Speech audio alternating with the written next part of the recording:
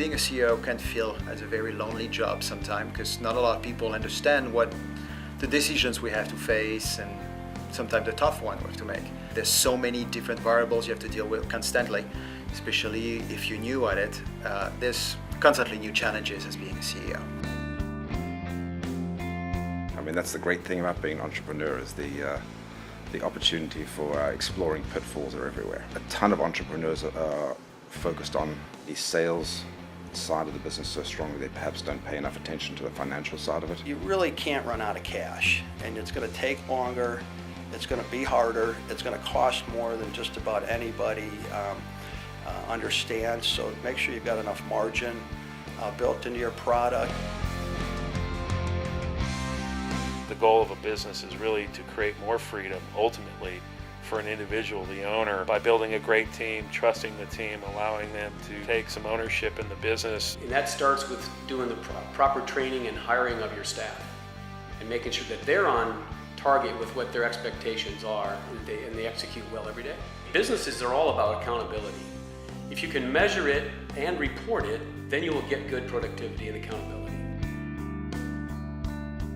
And really, as you settle down into your business, into your business model, you have to be patient. Let's take a proactive look at where we're going. Let's understand our business models. Let's be creative about it, and let's get our company as a team involved in pursuing it where we're taking it. If you're not willing to grow as a CEO and as a human, really, the company will grow past you. So change is required.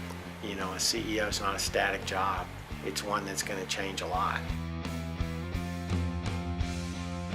If you get upset with every little thing that could potentially make a person upset, you'll probably have a heart attack at an early age. You just can't run a business 365 days a year. You know, business is fun, but it's not that much fun that you can't spend a little time with your friends and your family. As a matter of fact, the first thing I usually schedule is the things that I enjoy the most, which is being with the family.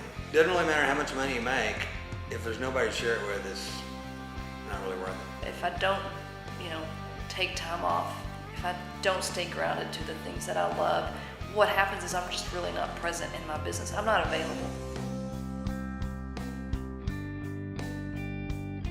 A lot of times you get into business and you just start doing things and you work really hard.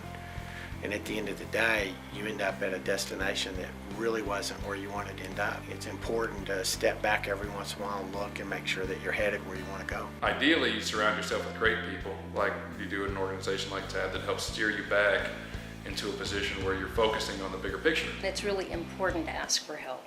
And even if you don't think you need help, to have a group of mentors around you, it's really important to have those people around you so you can be more successful.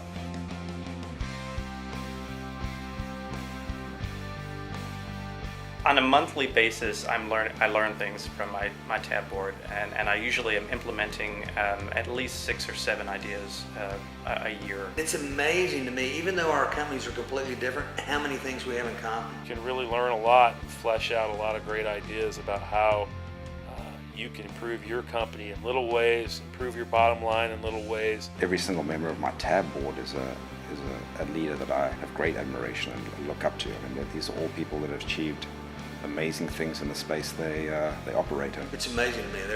They're great people and I like hanging around,